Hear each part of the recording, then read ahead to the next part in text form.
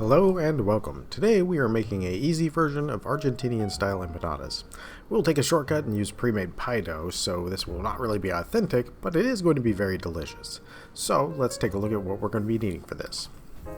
So besides the pre-made pie crust, we're going to be needing 1 pound ground beef, 2 tablespoons minced garlic, 1 medium onion diced, 2 teaspoons chili powder. If you actually have really good chili powder, this is a good recipe to use it in. I will actually put a link to the description on how I made the chili powder that I'm using here, and it's California chilies. Besides that, we still need 1/2 teaspoon salt, 2 teaspoons pepper, a 1/2 cup of minced green olives. That's about a 1 cup regular whole, and then about a 1/2 cup after they're all chopped down. Get the ones with the pimentos in them though, because that's actually part of the flavor profile you're looking for. And if you have them, about a 1/2 teaspoon of capers.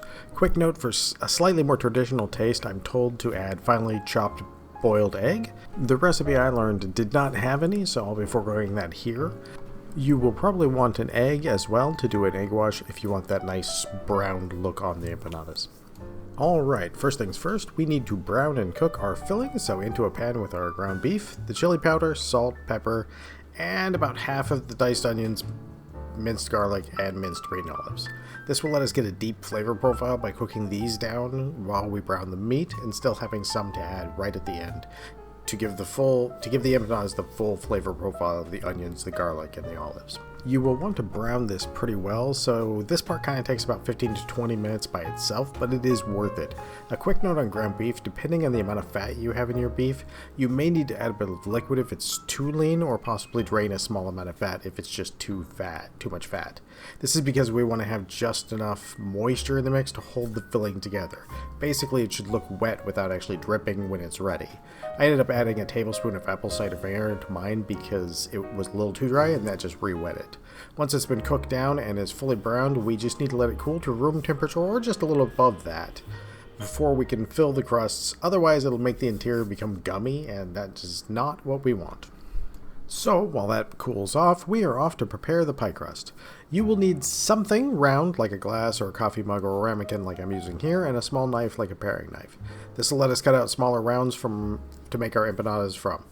If you watch what I'm doing here, you'll see I line up one of the edges of the ramekin or round object with the outside edge of the dough and cut my first circle. For the second and further ones, I line up the outside edge just like I did in the first one, but I also line up the side with the previous circle cut. You will know you're doing it right when the outer edge between the circles, the little triangular part, is not connected to the center. Once you cut all of your rounds out, we want to knead it back together and roll it out again. You'll want to roll it to about the same thickness as the original pie crust started. That way they all kind of cook evenly. And just repeat until you no longer have enough to make another round. Once these are ready, your filling's at room temperature, we can put them together. So you will be needing some water so that you can wet the outer edge like I'm doing here. This is what's going to act like glue and stick the two pieces together. You just need to put a small spoonful in of the filling mixture in and pinch it closed from one side to the other. You'll want to err on the side of less filling than more. If you get too much inside, it might seem like it worked, but it'll tend to start developing cracks and tears as the dough stretches while resting and baking. I have a few that get overstuffed in this batch. Trust me, you will not miss them after they're baked. I'm using a fork to make the imprints around the outer edge. It doesn't take very much time, and it also gives a few more sort of corner bits to get crispier than the rest. So it adds a bit of texture. Lastly, you'll want to poke 2 or 3 small holes in to vent the pies. I took the leftover pie crust and put some cherry preserves in it to show what happens if you don't poke the vent hole. As you can see here, the interior pressure caused a blowout, taking most of the filling with it. So that's why you need to poke vent holes. Also, a good use of the leftover pie dough is something like this with the cherry preserves. Nice snack for the chef. Once they are finished and laid out on a sheet pan, we will just give it our first layer of our lazy egg wash. I say it's lazy because we're going to use the whole egg, not just the whites. So if you want that golden brown crust, we just need to beat 1 egg and brush it on our pies before we put it in the oven. And if you have some left, coat it again halfway through. So off we go to an oven preheated to 425 degrees. If you're enjoying this video and haven't already subscribed, subscribe for more like it. And thank you to everyone who's been watching the videos.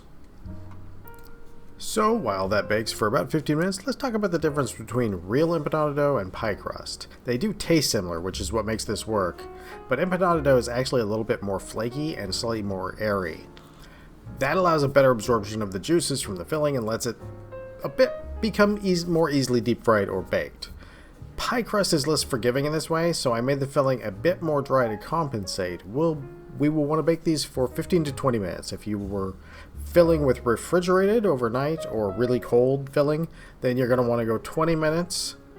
And if you have it just around room temperature, 15 minutes is fine. Then you're going to want to brush on your last lazy egg wash, and leaving the temperature the same, turn the oven from bake to broil. This is going to take about 5 minutes to fully brown, and you're going to want to be there since it browns really fast once it starts browning. So I overflowed a few, not intentionally, I'm just a chronic overfiller. But they do give you an idea of how they go wrong when you overfill them. You get some with these weird holes, other blowouts all over the place, and sometimes you just get a big old tear. Just put a bit less in than you think you should, and you're probably going to be okay. Unless you're like me, in which case you're just going to need to learn to love those tears and blowouts. And with that, our easy, cheaterish beef empanadas are ready to go. They take some time, but they really are worth it. They have a very distinct flavor that mixes Europe and South American flavors to make something that really does stand on its own. The green olives from the Mediterranean combined with the pimentos from the Caribbean and South America, plus a little bit of spice from the chili powder. It just makes a very simple combo that delivers a surprising depth of flavor. I usually use a bit more chili powder, but I wanted to set the recipe at a calm, anyone can eat it spice level. So with that, I hope you have a great day and a great meal.